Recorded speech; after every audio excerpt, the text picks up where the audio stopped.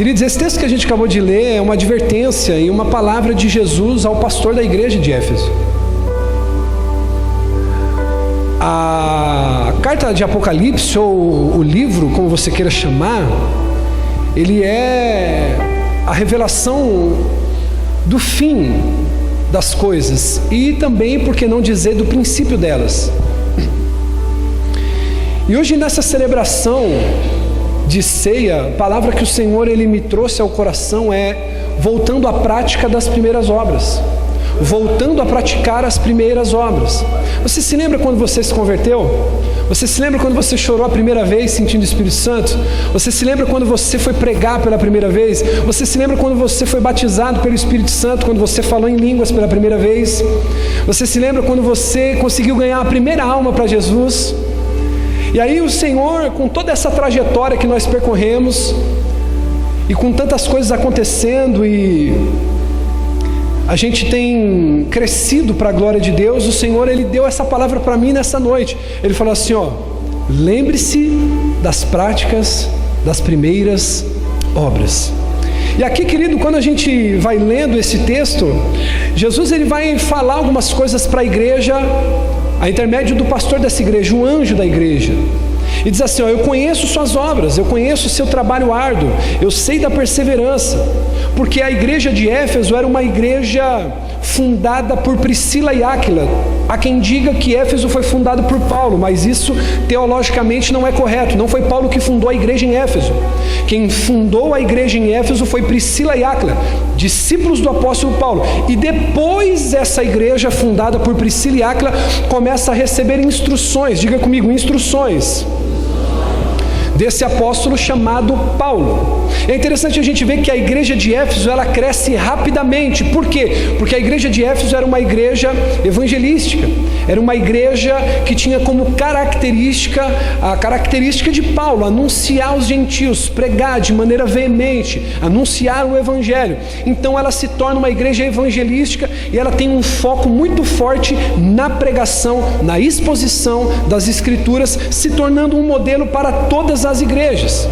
Então eu percebo que Jesus ele começa a pontuar coisas muito positivas que aquela igreja tinha. Ela tinha conferência, ela tinha cruzada, ela tinha congressos. Essa igreja era uma igreja ativa. Essa igreja era uma igreja que as pessoas trabalhavam, se doavam, chegavam cedo, saíam tarde. Mas Jesus ele tinha uma ressalva para dar àquela igreja, e que eu passo a perceber que a igreja do século 21, a igreja dos dias de hoje, precisa também ouvir as palavras de Jesus.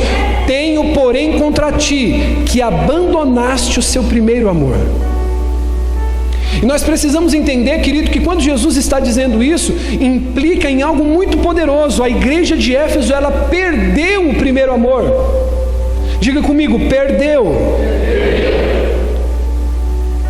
E o verbo abandonar indica uma ação consciente e não um acidente. Alguém que abandona um cachorro na rua, ele não abandonou por um acidente, o cachorro não caiu do carro, essa pessoa abandonou de maneira proposital. Um pai que abandona um filho, não foi um acidente, ele abandonou. Então o verbo abandonar indica que essa igreja de Éfeso, ela abandona de maneira consciente o amor por Cristo. Isso não foi um acidente. Você nunca vai ver, querido, alguém que está afastado da presença de Deus dizendo assim, nossa, um dia eu acordei e eu estava aqui. Você não vai ver. Por mais que essa pessoa não entenda como que os processos a levaram a estar afastada, a estar desviada, essa pessoa ela sabe como ela chegou até ali. Porque foi as decisões, as escolhas dela que a levaram até lá. Então, quando a gente entende que esse verbo abandonar significa uma ação consciente, a gente vai vendo, querido, que quando a gente vai se esfriando, não é que o diabo pelejou, não é que houve peleja espiritual, batalha espiritual, espíritos familiares. Não, muitas vezes, querido, as nossas prioridades mudaram. A gente começou a abandonar, a gente começou a deixar de lado. O que é abandonar? Já não prestar prioridade àquilo. Então, por mais que a igreja de Éfeso fosse uma igreja viva, uma igreja evangelística, uma igreja que trabalhasse, Jesus estava falando assim, muito mais do que o fazer, eu quero que vocês estejam comigo. E se você parar para pensar, nessa noite o Senhor te trouxe aqui, me trouxe aqui, para que a gente possa refletir, será que você tem estado com Ele o mesmo tanto que você tem trabalhado para Ele? Porque uma coisa é trabalhar para a obra de Deus, e outra coisa é estar com Deus, é gastar tempo com Ele, é sentir a presença dEle. Então eu entendo que quando a igreja de Éfeso ela abandona o primeiro amor, na verdade a igreja de Éfeso ela estava mudando as prioridades. Diga comigo, mudando as prioridades. Pastor, e como que a gente consegue fazer então uma análise desse fato de abandonar o primeiro amor? É quando você troca a prioridade. Primeiro, a igreja de Éfeso ela trocou a oração por amizade. A igreja de Éfeso ela deixou de ter o foco em oração para ter foco em entretenimento, para ter foco em relacionamento, para ter foco em comunhão, para ter foco em outras coisas que não fossem a oração. E você vai percebendo que você vai se esfriando, se afastando do primeiro amor, quando os relacionamentos na igreja são mais importantes do que o relacionamento com o dono da igreja. A igreja de Éfeso ela troca uma segunda coisa interessante, ela troca o jejum pelos prazeres. Pastor, o que o senhor está querendo dizer? Você não abandona o seu primeiro amor quando você diz assim, eu não quero mais ir para a igreja. Você está abandonando o primeiro amor quando você muda as suas prioridades. O jejum já não era mais uma prioridade para a igreja de Éfeso. A prioridade deles era pizza depois do culto, era comunhão, era feijoada no sábado na casa dos amigos, era qualquer tipo de coisa que unisse eles. Mas o jejum já não era mais prioridade. Eles priorizavam os relacionamentos, o que não é errado, mas ele não pode ser a prioridade. A outra coisa que a igreja de Éfeso ela troca a visita pelo conforto do lar, pelo conforto da igreja.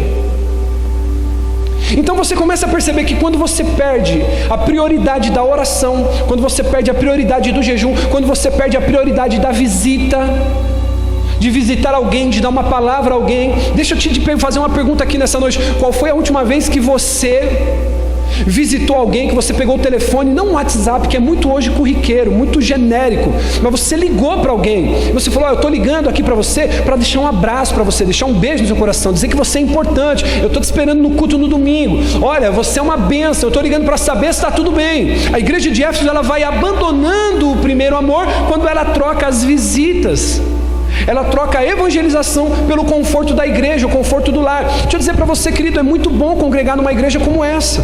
O som está legal, o ambiente está gostoso, está decorado, está iluminado, a banda de louvor é uma bênção, mas a gente vai muitas vezes esfriando o primeiro amor, porque é gostoso estar na igreja, é gostoso estar em casa, é gostoso estar na comunhão, mas tem muitas pessoas lá fora que estão precisando de uma palavra sua. E a outra coisa que aqui para mim é algo muito forte, a igreja de Éfeso ela troca as pregações pelo entretenimento. Se você parar para ver e fizer uma análise mais detalhada desse texto, a gente vai ver que Jesus ele está fazendo um retrato da igreja de hoje. As nossas igrejas hoje são igrejas que fazem marcha para Jesus, são igrejas que lotam a Avenida Paulista, lotam todo tipo de evento, mas são igrejas mais voltadas para o entretenimento do que para a exposição das Escrituras. Os pastores hoje, querido, que fazem sucesso, são pastores que atacam terno no outro, são pastores que sopram, pastores que fazem unção, são pastores que fazem qualquer tipo de coisa para angariar o coração dos fiéis, mas o pastor que prega fielmente as Escrituras já não é um pastor bem visto. É um pastor frio, é um pastor gelado, é um pastor monótono.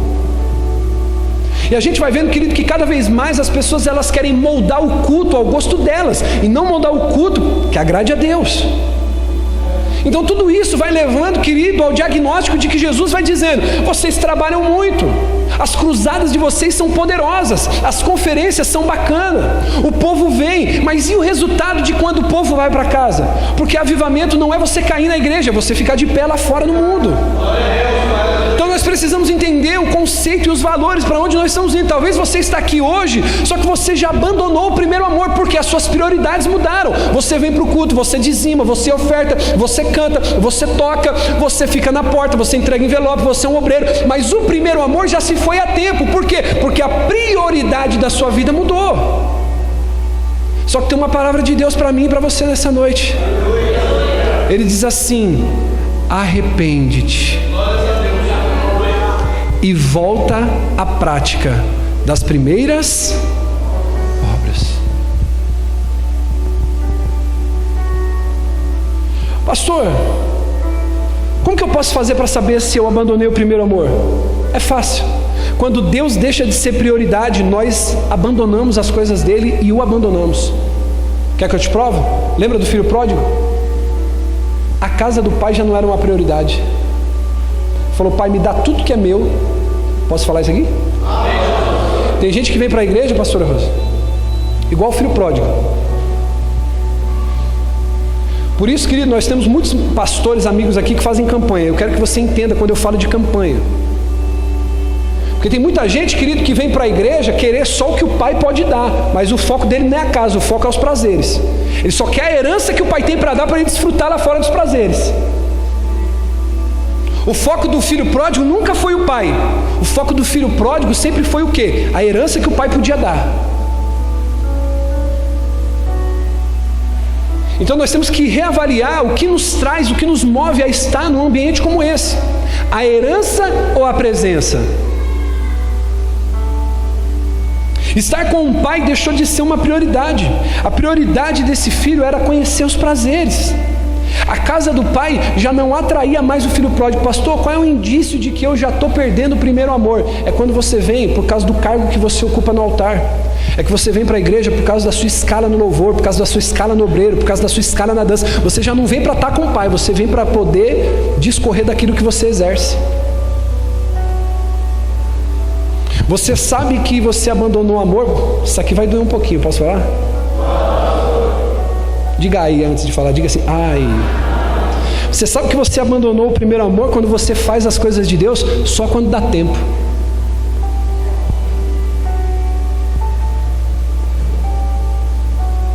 O meu amor a Deus é incondicional. Depois, eu já cansei de ensinar isso, nós vamos falar mais uma vez. Nós temos 4 pilares nessa igreja. Qual é o 4 pilar? Primeiro, segundo, primeiro, pode ser melhor, primeiro, segundo, terceiro, quarto. A igreja vem em quarto lugar, porque eu nunca vi ninguém, Bispa Paula, tá bem na igreja se não está bem com a família.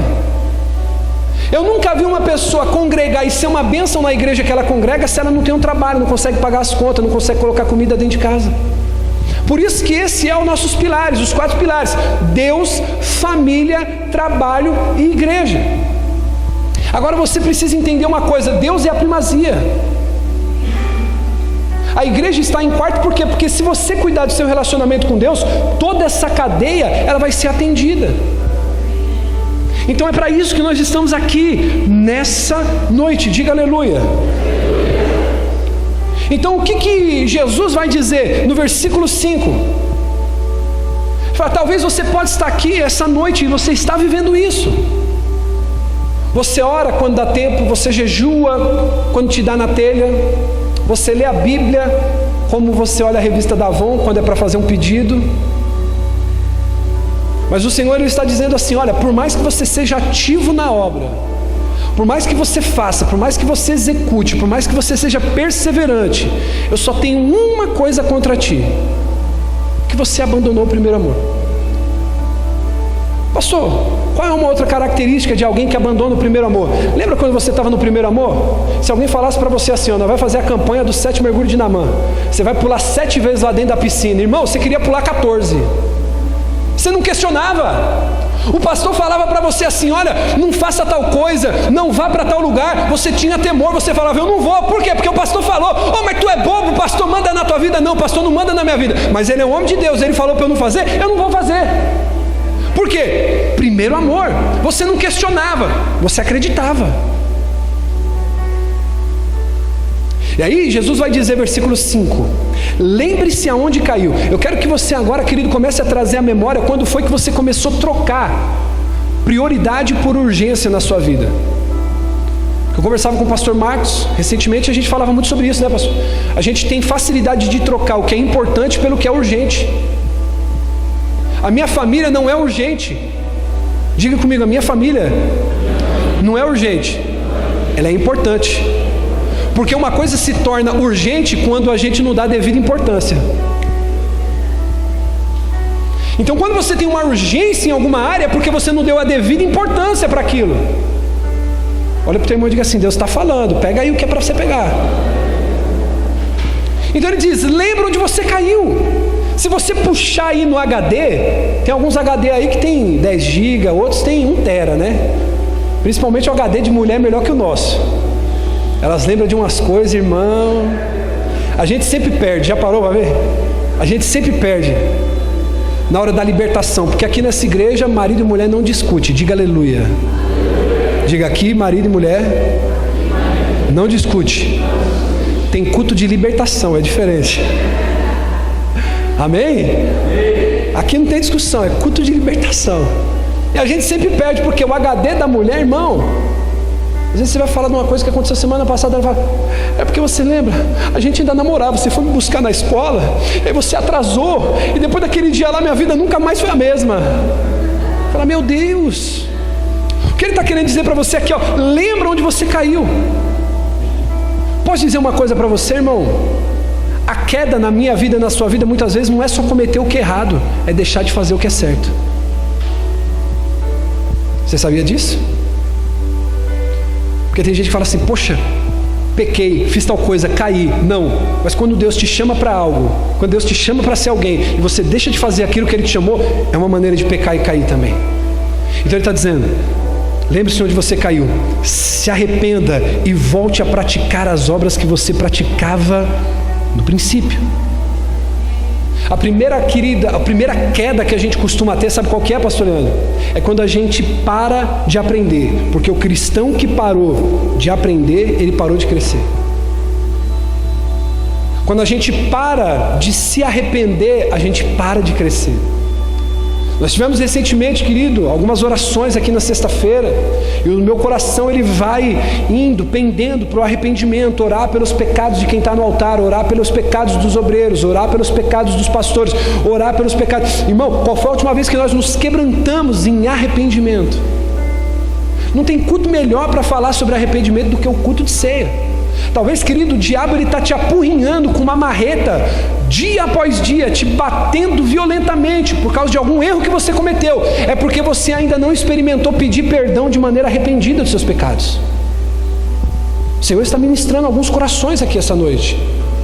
Você precisa, querido, se arrepender, você precisa largar e voltar. Não é só se arrepender, diga comigo, não é só se arrepender, é voltar a praticar as primeiras obras.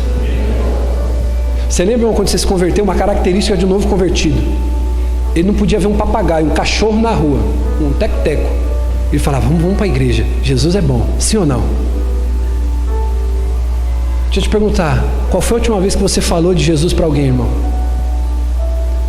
Eu fui celebrar o casamento agora. Cadê o casal mais lindo aqui? Faz assim, recém-casados. Não, levanta a mão, vocês estão tímidos demais. A igreja aplaude aí. Lindos, lindos.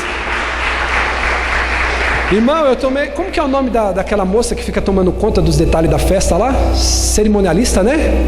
Aí tinha uma moça lá que a Eliane e o Reginaldo contrataram. Eu tomei uma bronca daquela mulher lá no meio da festa. Eu acho que eles nem sabem disso. Ficaram sabendo dessa, não? Aí estava uma fila imensa para o povo jantar, irmão. Aí Deus falou assim: você vai orar por essa mulher. Eu falei assim: filha, você aceita uma oração? Ela falou: eu aceito. Eu falei: então fecha teu olho aí. O povo na fila, tudo com fome, irmão, querendo comer. Eu falei: não vou perder a chance.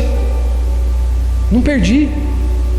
Aí eu estava orando por ela, só que eu pedi pro pessoal da fila. Eu falei: gente, eu estou indo embora, mas eu preciso orar por essa mulher. Aí o pessoal na fila: não, amém, pastor. Uma parte era crente, né? A outra estava meio perturbado com fome. Aí, irmão, sem falar mal dos convidados, tá? Eu estou brincando aqui, amém? Ô Jesus, comecei a orar pela mulher, não perdi a chance. Começou a se emocionar, irmão. Daqui a pouco eu olhei, ela estava com o semblante fechado. Eu falei: ela não está recebendo a oração. Não, era cerimonialista, irmão, que estava batendo o pé para ela, brigando. Aí eu terminei de orar. Ela: pastor, o que você está fazendo? Eu falei: orando, minha filha. Eu vim aqui só para isso, abençoar o povo. Ela: não pode. Então eu falei: amém, filha, já terminei, fique em paz. Beijo no seu coração. Fui, mas não perdi a chance. Domingo passado nós recebemos uma visitante aqui, estava almoçando junto com o presbítero esquerdo. Aí Deus falou, você vai orar por essa mulher. Cadê o pastor Marcos? Faz assim. Fui andar com esse camarada, fiquei meio chapado. Aí Deus me deu lá alguns mistérios, algumas revelações a respeito da mulher. Orei por ela, começou a chorar. Ela está aqui não, né? Está aqui não, né? Veio no domingo passado. Começou a chorar, foi para dentro da cozinha lá. A dona achou que eu tinha falado alguma coisa, sido mal criado com ela. Deixa eu te perguntar uma coisa. Qual foi a última vez que você foi ousado na presença de Deus e você falou do amor de Deus para alguém? Você não precisa ser um exímio pregador, mas só olha, Jesus ama a sua vida, olha, Deus abençoe você, isso que você está passando vai passar, isso que você está vivendo vai passar, você ser bênção para a vida de alguém. Primeiro amor, voltar a praticar as primeiras obras. Diga comigo, o cristão que parou de se arrepender, parou de crescer. Olha só, tem uma frase aqui, eu vou encerrar para que a gente participe da ceia. A ideia de que Deus vai perdoar o rebelde que não desistiu do seu pecado é tão contrária à Escritura quanto o bom senso. Posso te dizer uma coisa? Olha para mim agora, todos, por gentileza. Deus não perdoa quem não se arrepende. Olha para o teu irmão e diga assim, é forte. Agora eu posso falar uma coisa para você? A confissão do pecado não substitui o fato de que temos que abandoná-lo. Diga aleluia. Porque tem gente que fala assim, não, me arrependi, e volta a praticar de novo. Não, pastor, eu fiquei triste. É remorso. É aquela pessoa que diz assim, dessa água nunca mais eu beberei. Chega no outro dia, está lá bebendo de novo.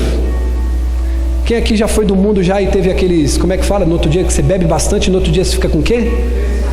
Vocês conhecem, né, irmão? Quem aqui já uma vez de ressaca falou assim, nunca mais eu vou beber? Quem já falou isso aí? E daí passou no outro fim de semana, o que estava fazendo?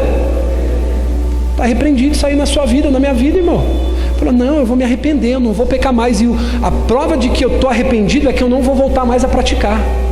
A prova de que eu estou arrependido é que eu vou voltar à prática das primeiras obras. Eu vou lutar, diga, eu vou lutar. Para a gente encerrar, o louvor pode subir. Escute isso.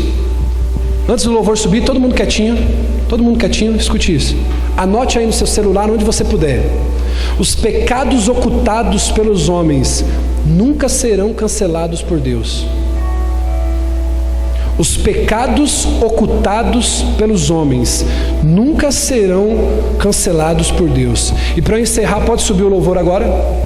Eu quero ler para você 2 Crônicas 7,14. Se o meu povo, que se chama pelo meu nome, se humilhar e orar, e buscar a minha face, e se afastar de seus maus caminhos, dos céus eu ouvirei, perdoarei o seu pecado e sararei a sua terra. Eu quero convidar você, querido, nessa noite, a se colocar de pé. Eu quero orar com você, querido, e eu quero que você entenda que nessa